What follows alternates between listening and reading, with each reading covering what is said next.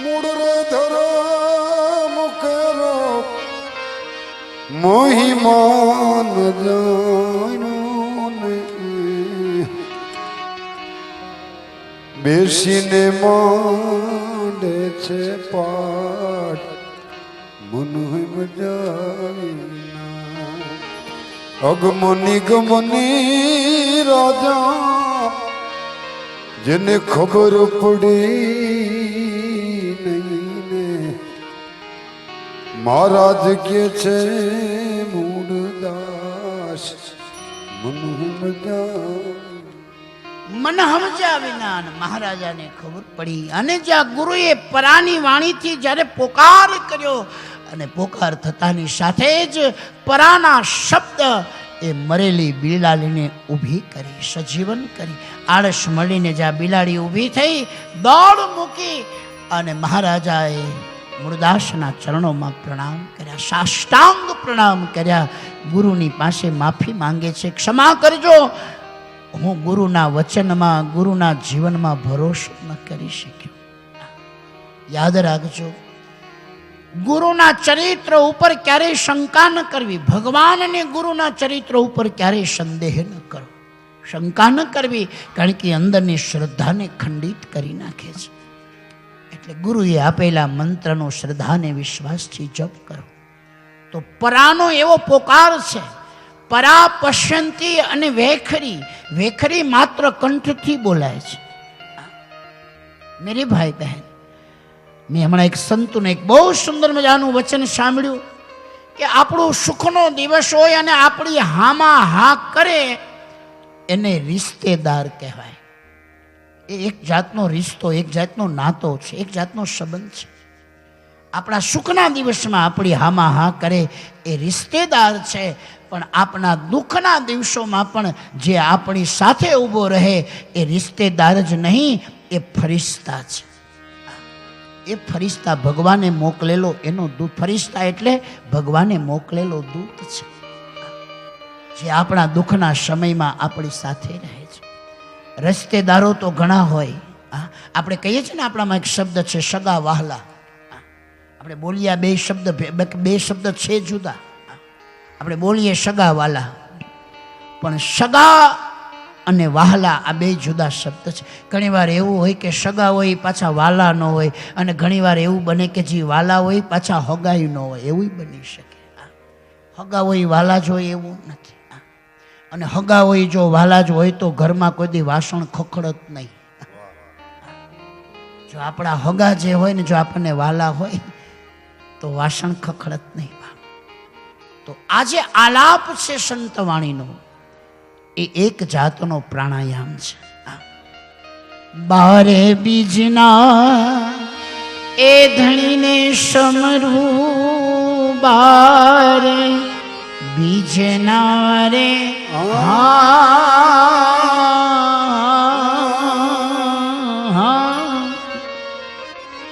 આ શબ્દ ઉપરથી આવે ને નાભીમાં બેસે છો.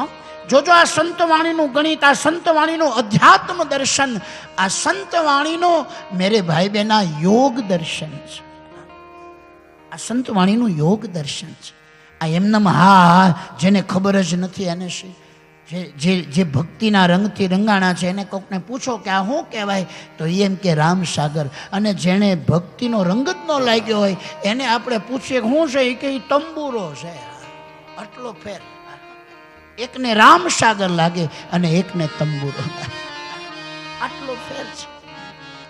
એકને રામસાગર લાગે, હું આખો રામનો સાગર છે. અને એ જે આલાપ છે, એ આલાપ કેવો છે તો કે સર્પાકારે છે.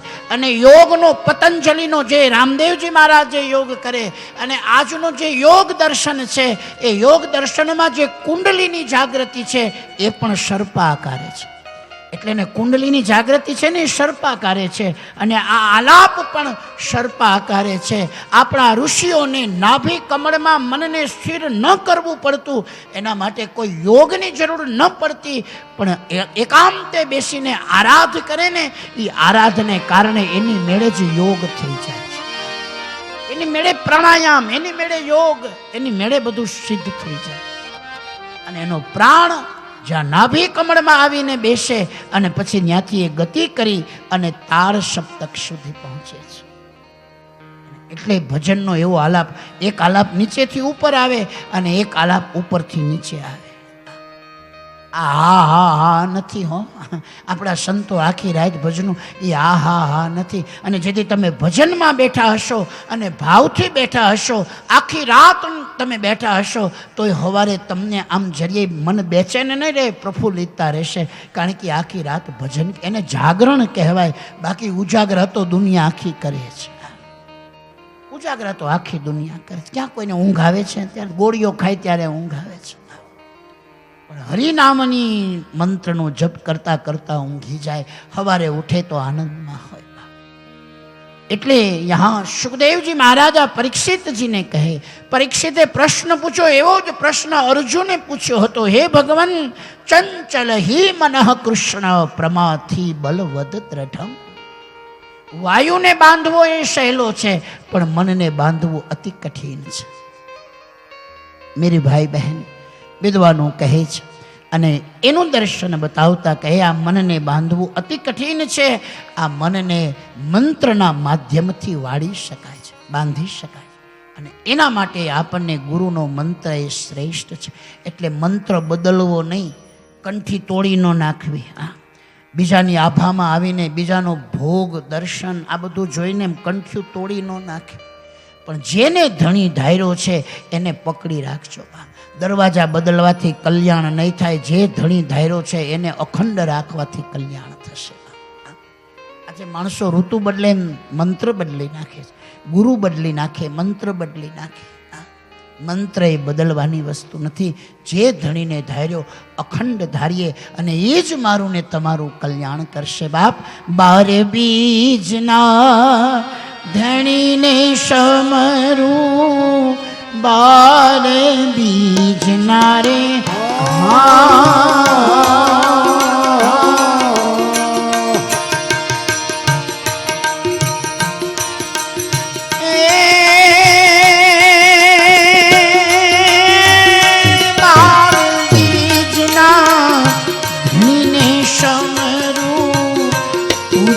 અલખ અવતારી ભજનમાં, છે અલખ અવતારી ભજનમાં, વાગે બડા ભારી રે હો.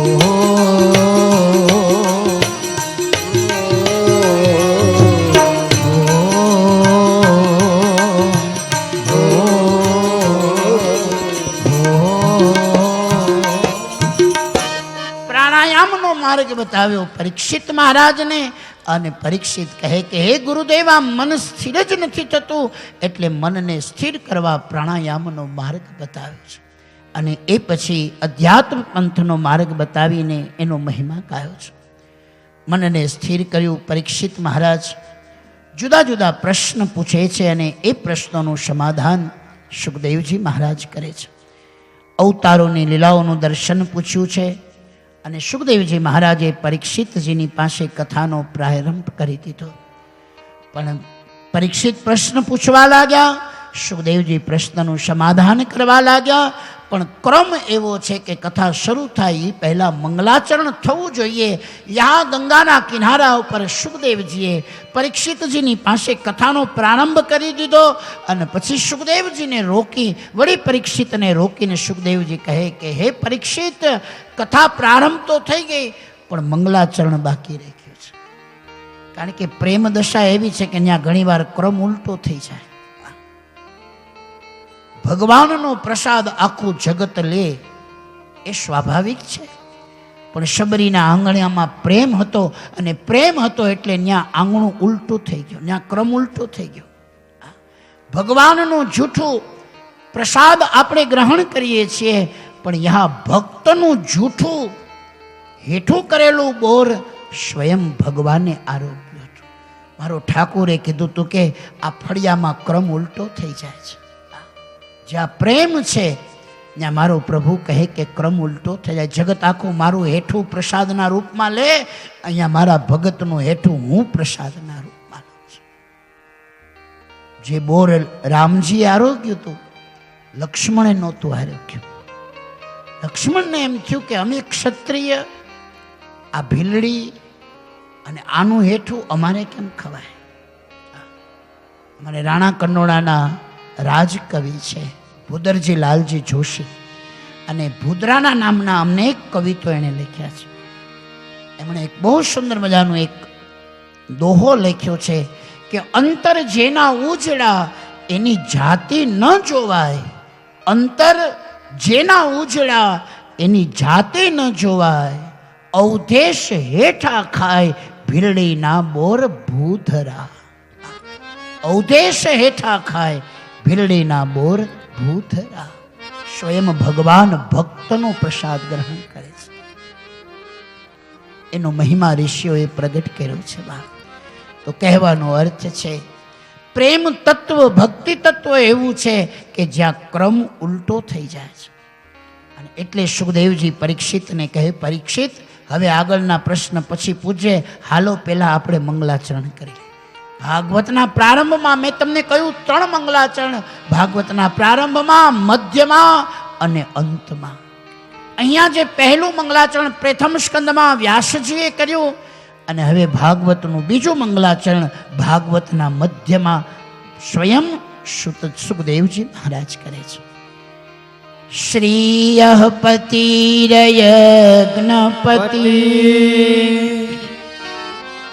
પ્રજાપતિ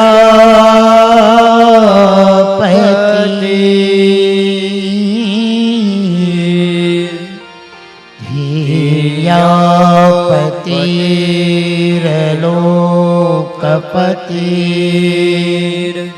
ધરાપતિ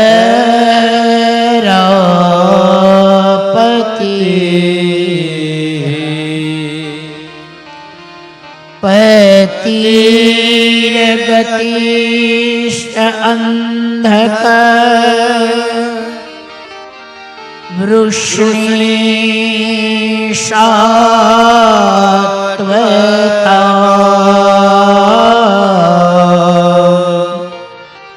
પ્રસિદ્ધતા મે ભગવાન સતામ પતિ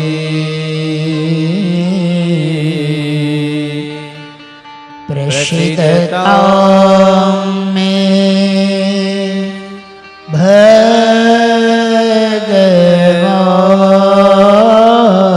ભગવાન સતામ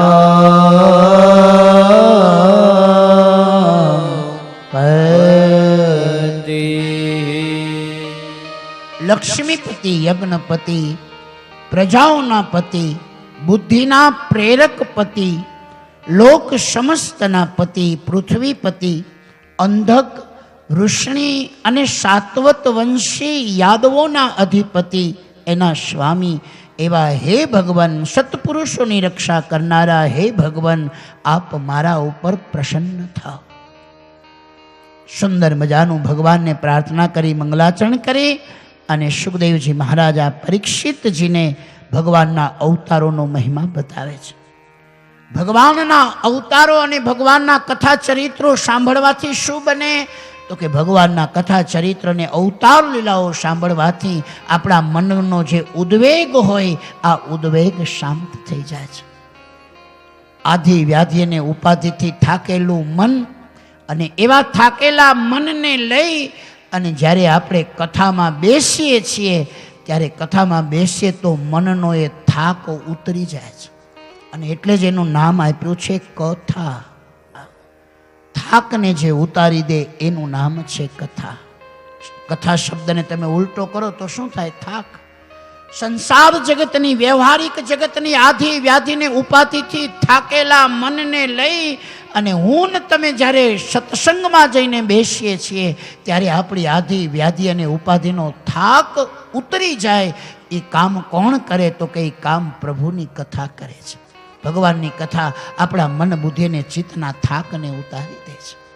અને ઘણા કથામાં જઈને થાકી જાય. બોલો, એવાય માણસો અમે કથા મેં જ્યાં કથા પૂરી થાય 12:30 વાગે અને અમે જ્યાં ગોવર્ધન નાથની જે બોલે ત્યાં તો આળો મળીને ઊભા થાય એમ થાય જામીન ઉપર છૂટ્યા. ઘણા લોકો કથામાં જઈને થાકી છે, નકર કથા થાક ઉતારવાનું કામ કરે. હોબા ઘણા અહીંયા જ આવીને થાકી છે, કારણ કે કથામાં ગયા હોય પણ જો મન કથામાં ન લાગે તો કથા થાક આપે, પણ મન જો કથામાં લાગી જાય તો જગતનો દીધેલો થાક ઉતરી જાય છે. એ કામ કથા કરે છે. કથા રસનો મહિમા બતાવે, ભગવાનના અવતારોની લીલાઓનું ચરિત્ર બતાવે છે. અનંત ભગવાને પ્રથમ વરાહ સ્વરૂપ ધારણ કર્યો, હિરણાક્ષ દૈત્યનો નાશ કરી પૃથ્વીનો ઉદ્ધાર કર્યો હતો.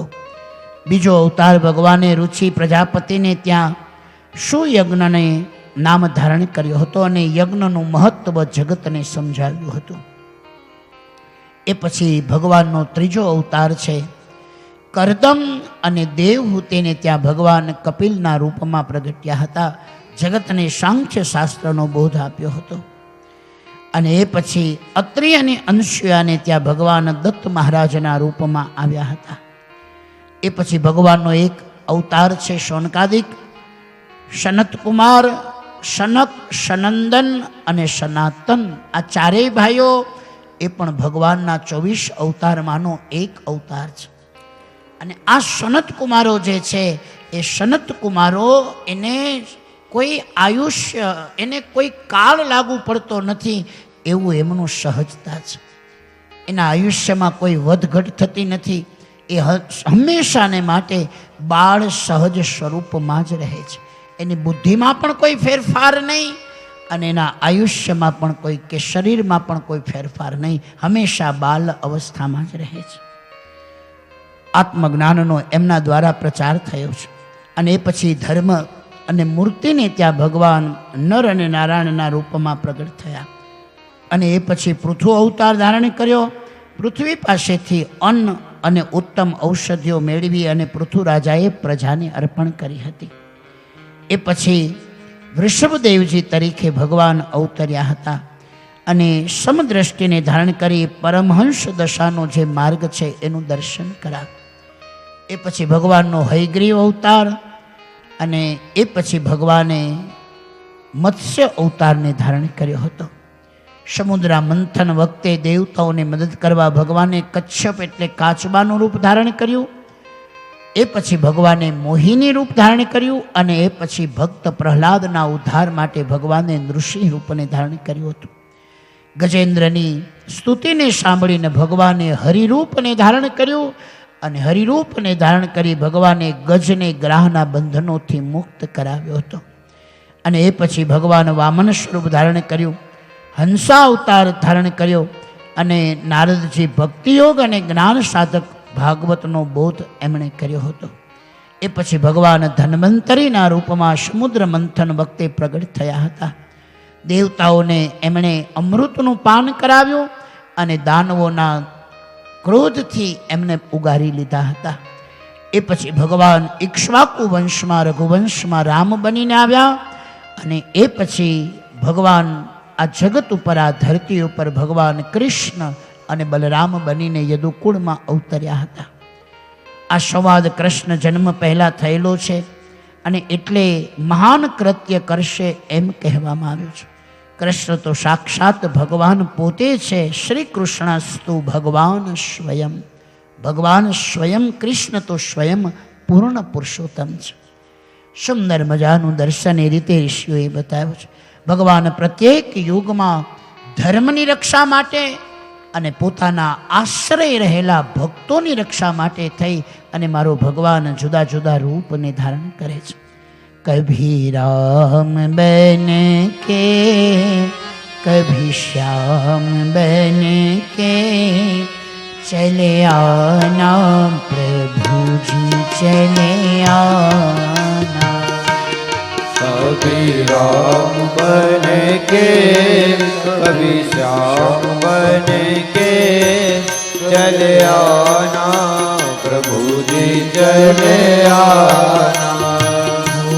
चले आना प्रभुजी चले आना. हरि ओ चले आना प्रभु जी चले आना.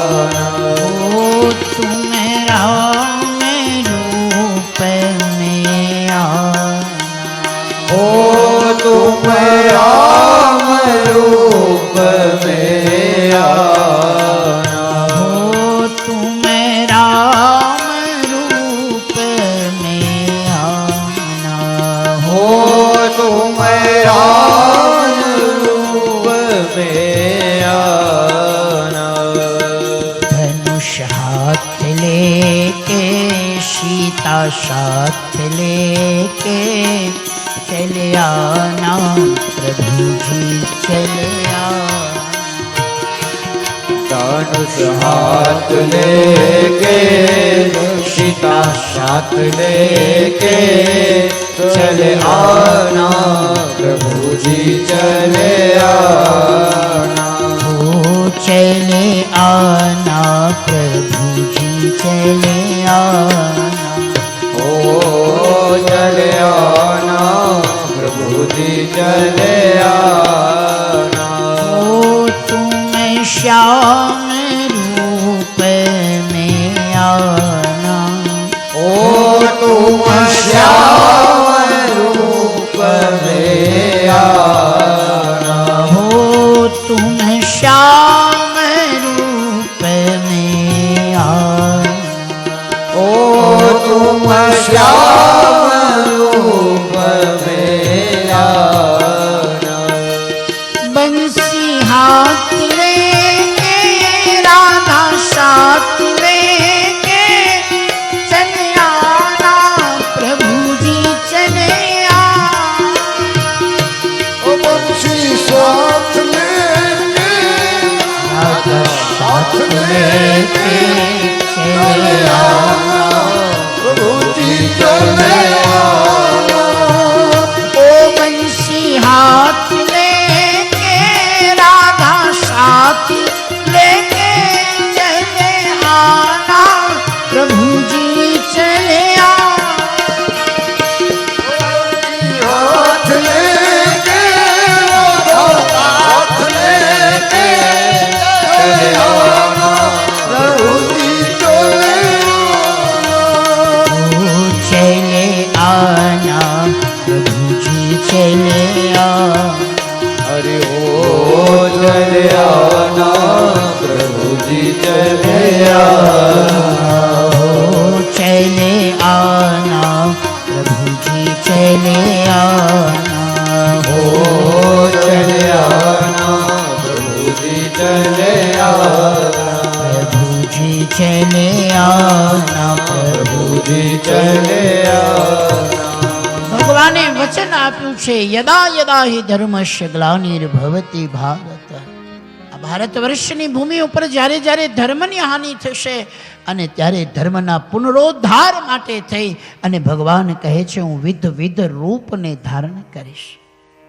અને જુદા જુદા રૂપ લઈને ભગવાન આ ધરતી ઉપર પધારે છે આ ભગવાનની બહુરૂપ લીલા છે આ ભગવાનના અવતાર લીલાઓ છે અને અવતાર લીલાઓ સાંભળવાથી મન સ્થિર થાય છે સુખદેવજી મહારાજા પરીક્ષિતને પ્રશ્નના સમાધાન આપે છે અને પ્રશ્નનું સમાધાન આપતા સુખદેવજી પરીક્ષિતને સૃષ્ટિ ઉત્પત્તિનો જે ક્રમ છે આ ક્રમનું દર્શન સુખદેવજી મહારાજ બતાવી રહ્યા છે અને જે સુંદર મજાનું ચતુશ્લોકી ભાગવત સ્વયં ભગવાન નારાયણના મુખ કમળમાંથી પ્રગટ થયું હતું એ જ ભાગવત સુખદેવજી ભગવાન નારાયણે બ્રહ્માજીને આપ્યું હતું બ્રહ્માજીએ એ જ 4 શ્લોકનું ભાગવત એ પછી પોતાના પુત્ર એવા નારદજીને આપ્યું હતું નારદજીએ એ જ 4 શ્લોકનું ભાગવત વ્યાસજીને આપ્યું હતું અને ભગવાન વ્યાસજીએ 4 શ્લોકનો વિસ્તાર કર્યો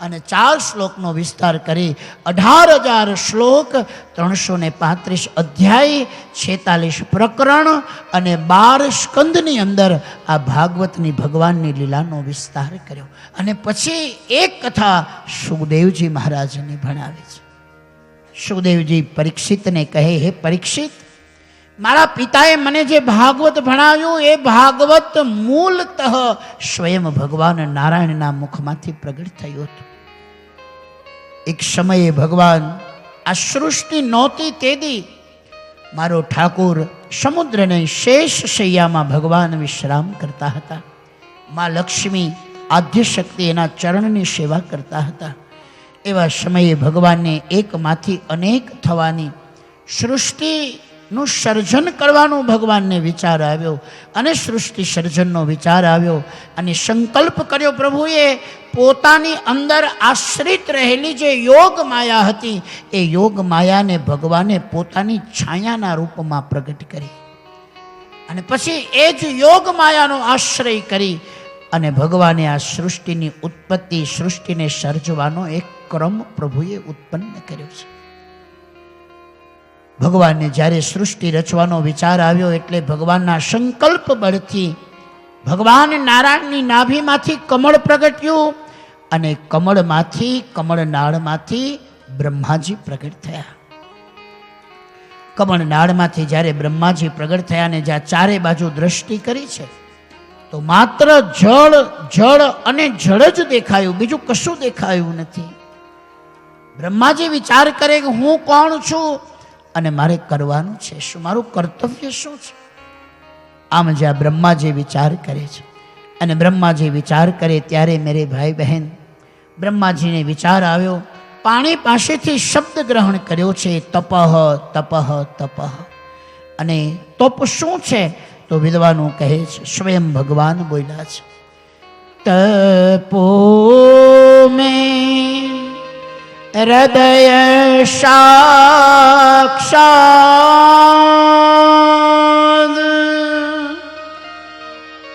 આત્મા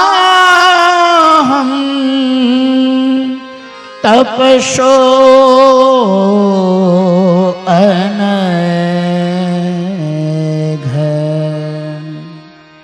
સૃજામી તપસે વેદમ ગ્રસામી તપસા પુનઃ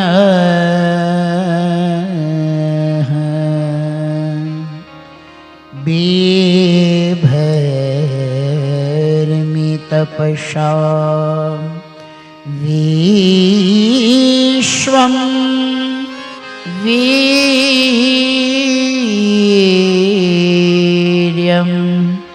તે દુષ્વરમ તપ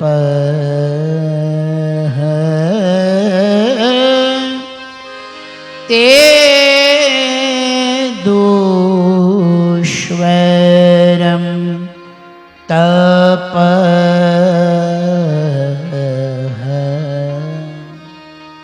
તપ એટલે શું?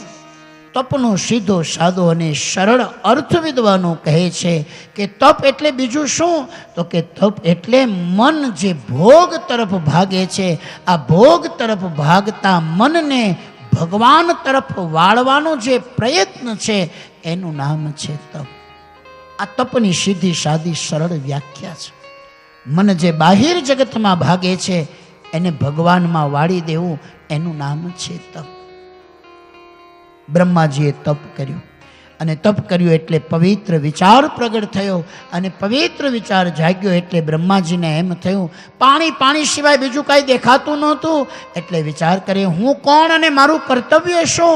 તપ કર્યું અને તપના બળ પ્રતાપથી બ્રહ્માજીને વિચાર આવ્યો હું કોણ છું એ જો મારે જાણવું હોય તો જે કમળનાળમાંથી હું પ્રગટ થયો એ જ કમળનાળમાં જો પાછું ફરું તો મને મારા મૂળની ખબર પડે કે હું કોણ છું, મને મારા તત્વની ખબર પડે.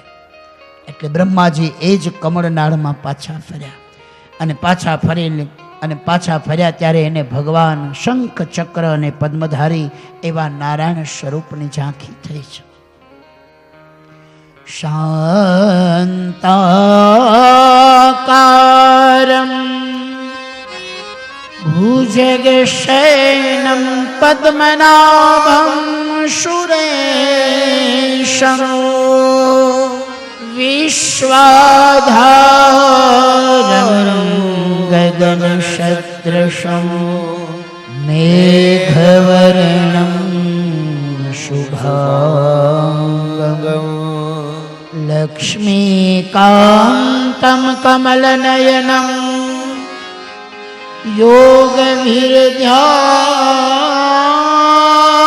યોગવિરધ્યાનિગમ્ય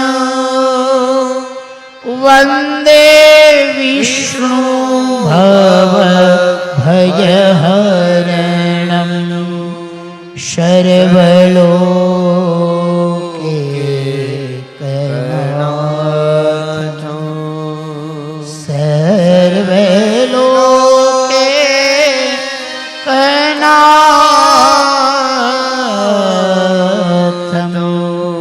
સર્વલોકે શંખ ચક્ર અને પદ્મધારી ચતુર્ભુજ સ્વરૂપ એવા નારાયણનું દર્શન થયું. બ્રહ્માજી બે હાથ જોડી ભગવાનને પ્રાર્થના કરે અને પછી ભગવાન નારાયણને પૂછે છે, હે ભગવાન, આપ કોણ છો અને હું કોણ છું? આ પ્રશ્ન જ્યાં બ્રહ્માજીના મુખમાંથી સાંભળ્યો, સાંભળતાની સાથે જ સ્વયં નારાયણ કહે છે, સાંભળો હે બ્રહ્માજી, હું તમને મારા સ્વરૂપનું જ્ઞાન 4 શ્લોકના માધ્યમથી આપું છું. તમને મારું સ્વરૂપ સમજાઈ જશે અને મારું સ્વરૂપ સમજાઈ જશે તો તમને તમારા સ્વરૂપની પણ ઓળખાણ થઈ જશે. કારણ કે તમે મારી અંદરથી જ પ્રગટ્યા છો, તમે મારાથી જ ઉત્પન્ન થયા છો. એટલે મારો પરિચય મળી જશે તો તમને તમારો પરિચય પણ મળી જશે. ભગવાન 4 શ્લોકના માધ્યમથી પહેલું ભાગવત બ્રહ્માજીને કહે છે. બ્રહ્માજીને ચતુશ્લોકી ભાગવત કહે છે. બ્રહ્માજી સાંભળે છે. આપણે એમ કહી શકીએ કે ભાગવત એટલે શું? તો કે ભગવાનના સ્વરૂપનું જ્ઞાન, એનું નામ ભાગવત. ભગવાન પોતાનો પરિચય આપે છે કે હું કોણ છું. ભગવાનને ઓળખવા માટે થઈ અને જે સત્સંગ છે એનું નામ છે ભાગવત. એ મને તમને ભગવાન કેવા છે, એની પ્રકૃતિ કેવી, એનો સ્વભાવ કેવો, એનું દર્શન મને ને તમને ભાગવત કરાવે છે. 4 શ્લોકના માધ્યમથી ભગવાન કહે છે, સાંભળો બ્રહ્માજી, અહમ મેવાશ્મેવાગ્રે નાન્યદયદ સદસત પરમ પશ્ચાદહમ યદેત યો વશિષ્યેત સોऽસ્મ્યહં ઋતેર્થયત પ્રતિયેત ન પ્રતિયેત ચયાત્મની તદ્વિદ્યાત્માનો માયા યથા ભાષો યથા તમઃ યથા મહાન્તિ ભૂતાની ભૂતેષુ ચાવચેષ્વનું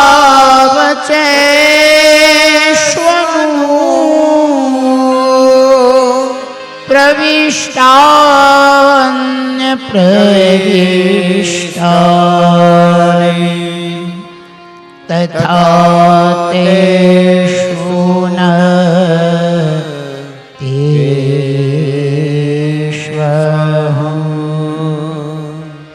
એતાવદેવ જિજ્ઞાસ્યં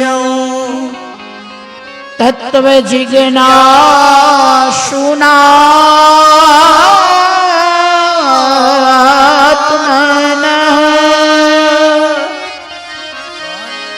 અન્વય વ્યતિરેકાભ્યામ યત સ્યાદ સર્વત્ર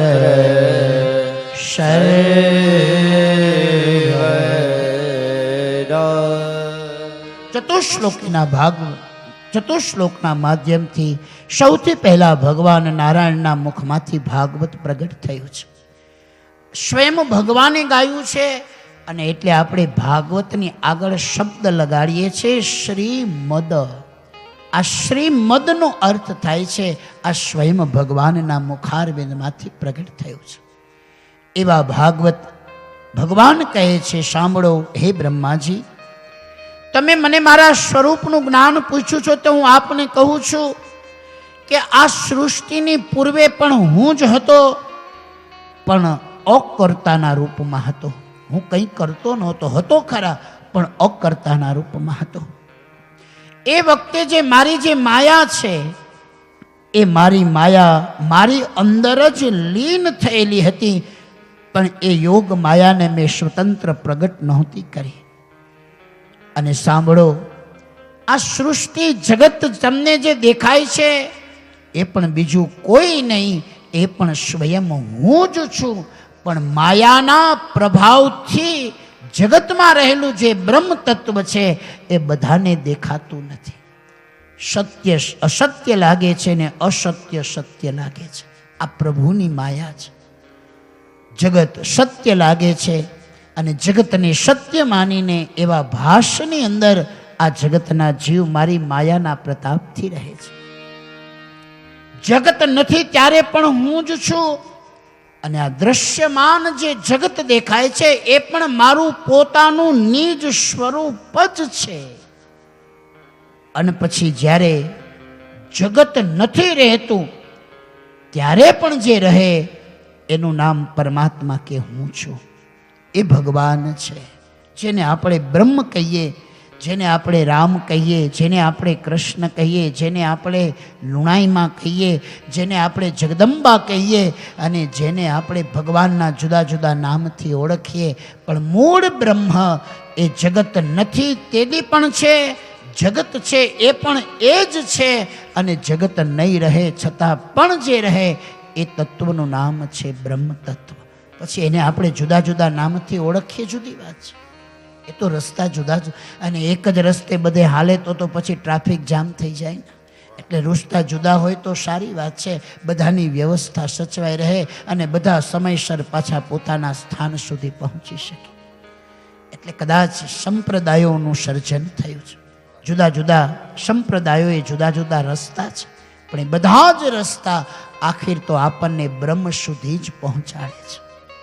એ રસ્તા મને તમને એના સુધી લઈ જાય છે. એટલે જગત નથી ત્યારે પણ જે છે, જગત છે એ પણ પરમાત્મા જ છે. પણ પ્રભુની માયાને કારણે આપણને જગતમાં જગદીશ દેખાતો નથી.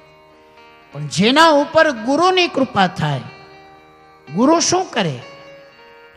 તો ગુરુ આપણી આંખ જે અંધ થયેલી છે એવી અંધ થયેલી આંખને જ્ઞાનરૂપી મલોખાથી ઉઘાડવાનું કામ કરે.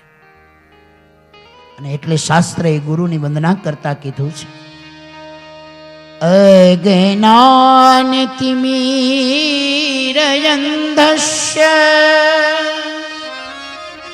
જ્ઞાનાંજન શલાકયા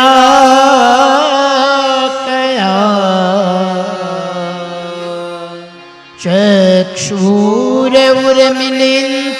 યેન તસ્મૈ શ્રી ગુરવે નમઃ. અજ્ઞાન તિમિર અંધસ્ય જ્ઞાનાંજન શલાકયા. ગુરુ શું કરે તો કે અજ્ઞાન રૂપી અંધકારમાં અંધ થયેલી આંખોને જ્ઞાન રૂપી આંજણ આંજવાના મલોખાથી જે ખોલે એનું નામ ગુરુ.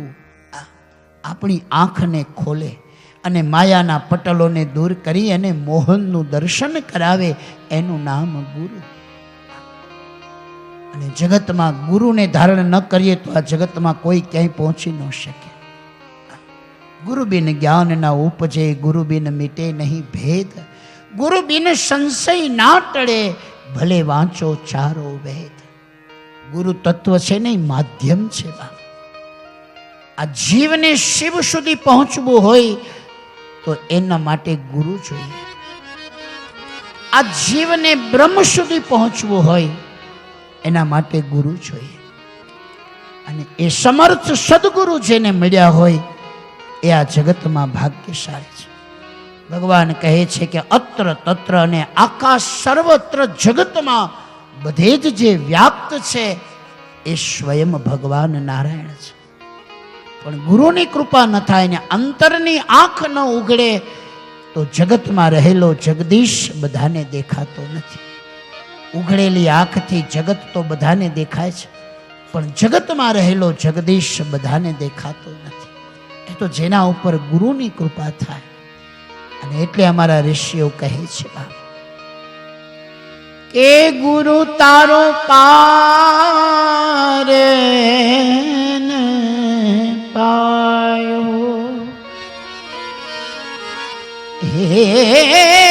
સદગુરુ તારો પાર પાયો હેન પાયો હેન પાયો ગુરુ મારા તમે રે હે તારો તો એ અમે તરી ગુરુ તારો બેડલો શવાયો એ ગુરુ તારો બેડલો શવાયો હે શવાયો હે શવાયો પૃથ્વીના માલિક એ જી તમે રે હે તારો તો એ અમે તરી ગુરુની કૃપા વિના અંદરના નેત્રો ન ખોલે જ્ઞાન ચક્ષુ ન ઉઘડે અને જ્યાં સુધી અંદરના જ્ઞાન ચક્ષુ ન ઉઘડે ત્યાં સુધી જગતમાં રહેલો જગદીશ ઓળખી શકાતો નથી અને ગુરુની કૃપા થાય ને પછી જ્યાં આંખ ઉઘડે પછી અત્ર તત્ર સર્વત્ર બહે તેજ તુહી રામ તુહી રામ તુહી રામ બધામાં જ એ જ રામ રમતો દેખાય છે એટલે અમારે બહેનો ગાય છે કે આંખ મારી ઉઘડે ત્યાં સીતારામ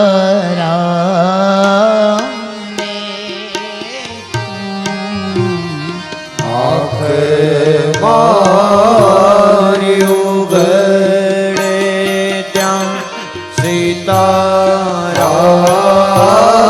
દેખો ધન્ય મારું જીવન કૃપાએ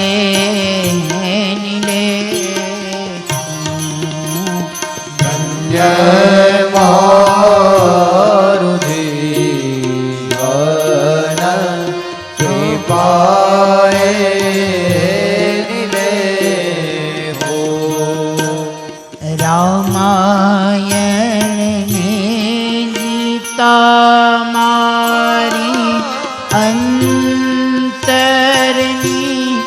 આંખો રામાયણ ને ગીતા મારી અંતરની આંખો હરિએ દીધી છે મને ઉડવાની પાંખો મારા હરિએ દીધી છે મને ઉડવાની પાંખો આંખ મારી ઉઘડે સીતારામ દેખું આંખ મારી ઉઘડે ત્યાં સીતારામ દેખો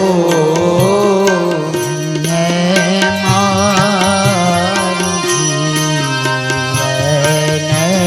કૃપાએ નિલેખું ધન્ય મારું જીવન કૃપાએ નિલેખો સમર્થ સદગુરુની કૃપા થાય ને પછી આંખ ઉઘડે અને આંખ ઉઘડ્યા પછી જગત નથી દેખાતું આખા જગતમાં તુહી રામ તુહી રામ તુહી રામ દેખાય છે પછી જગત રામમય થઈ જાય પણ રામમય જગતનું દર્શન કોને થાય તો વિદ્વાનો કહે છે કે રામમય જગતનું દર્શન એને થાય કે જેની આંખ ગુરુ કૃપાથી ઉઘડી હોય.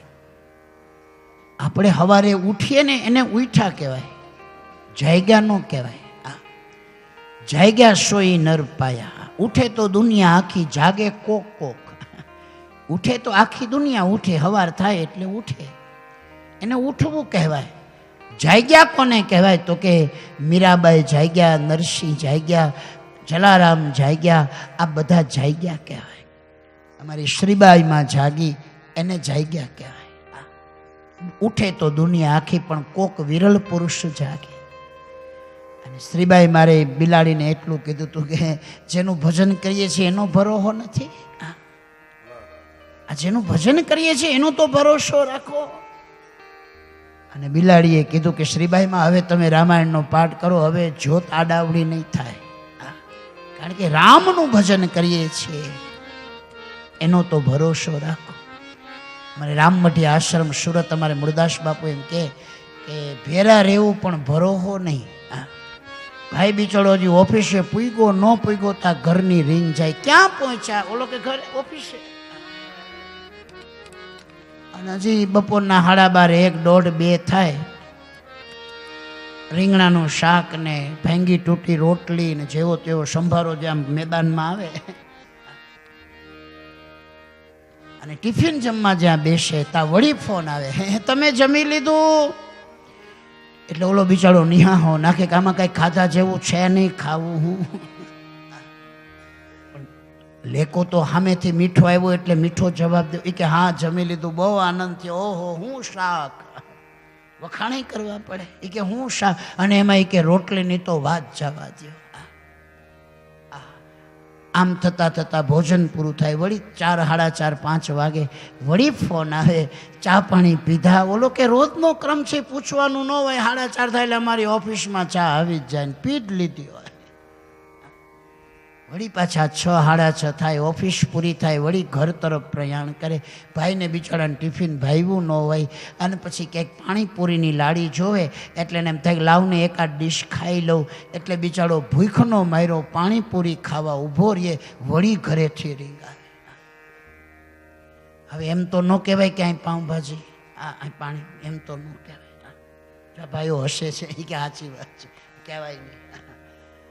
મેરે એમ તો કહેવાય નહીં કે પાણીપુરી ખાઉં છું તો 3 દી ઘરમાં હડતાલ પડે, એકલા ખાઉં છું ને અમારા આટલું કોઈ તો રહોડામાં અગ્નિ પ્રગટે ને, એટલે સાચું તો કહેવાય નહીં. એટલે ઓલો ભાઈ બિચારો પાણીપુરી ખાતા ખાતા ઘરનાનો ફોન ઉપાડતા એમ કીધું કે અરે હું તો મંદિરમાં છું, આજ સોમવાર હતો, તમને તો ખબર છે કે ઓફિસેથી ઘરે આવતા એક મહાદેવનું મંદિર આવે છે, મહાદેવનું મંદિર આવ્યું એટલે મને થયું લાગે આજ સોમવાર છે, દર્શન કરતો, દર્શન કરું છું, હમણાં ફોન કરું.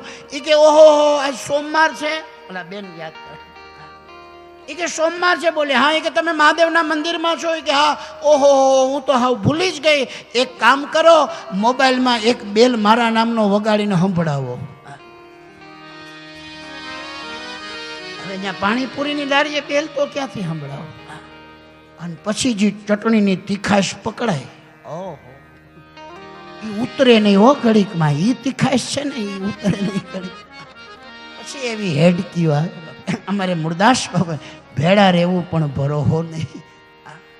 મેરી ભાઈ બહેન, સુંદર મજાનું દર્શન સંતોને શાસ્ત્રો કહી રહ્યા છે. તો શ્રીબાઈ માએ એમ કહ્યું હતું કે રે દીકરી, જેનું ભજન કરીએ છીએ એનો તો ભરોસો રાખ. અને એ શબ્દ પ્રહલાદના કાનમાં પડ્યો હતો. ખરા અર્થમાં ભક્ત પ્રહલાદના મુખ્ય ગુરુ જો કોઈ હોય તો એ અમારી પ્રજાપતિની દીકરી માં શ્રીબાઈમાં છે. શ્રીબાઈમાં જમીનમાં ભોયરું ગાળીને ભજન કરે, અને એ ભજન કરતા કરતા પ્રહલાદ ત્યાંથી બાળ સખાઓના સંગમાં રમતા રમતા નીકળ્યા છે. એ પૃથ્વી ઉપર છે અને ભોયરામાં માં શ્રીબાઈમાં ભજન કરે, રામાયણનો પાઠ. મંગલ ભવન અમંગલ હારી, મંગલ ભવન અમંગલ હારી,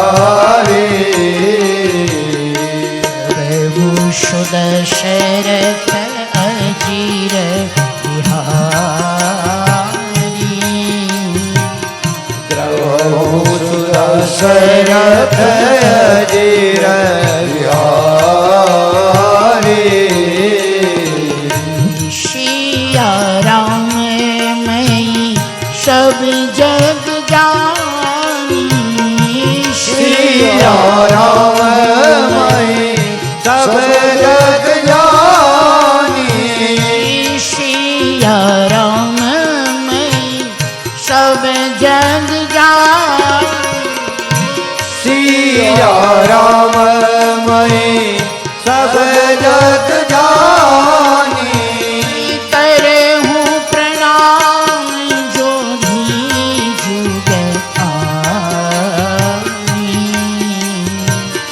करे हूँ प्रणाम जोड़े जुग पानी। श्री राम जय राम जय जय राम। श्री राम जय राम जय जय राम। श्री राम जय राम जय जय राम। श्री राम जय राम जय जय राम। जय जय राम। हाँ जय जय राम। मंत्र जाप मम दृढ़ विश्वास। मंत्र जाप मम दृढ़ विश्वास। पंचम भजन शोभेद प्रकाश। पंचम भजन शोभेद प्रकाश। पंचम भजन शोभेद प्रकाश। पंचम भजन शोभेद प्रकाश। મોયરામાં ભજન કરેલી રહેલી અમારી શ્રીબાઈમાં પ્રહલાદના ગુરુ છે. પ્રહલાદ તપાવેલા લોખંડના સ્તંભને જે વિશ્વાસે બાથ ભીડી ગયા, આ વિશ્વાસ શ્રીબાઈમાં એ પ્રહલાદને આપ્યો હતો. પ્રહલાદને આ વિશ્વાસ શ્રીબાઈમાં આપ્યો. શ્રીબાઈમાં મંજારી, બિલાડીને મંજારી કહેવાય, જેનું મન સ્થિર નથી. સૌથી ચંચળમાં ચંચળ મન જો કોઈનું હોય તો એ બિલાડીનું છે. એટલે એને કીધું મન જારી, જેનું મન તરત જ આમ આમ ફર્યા જ કરે.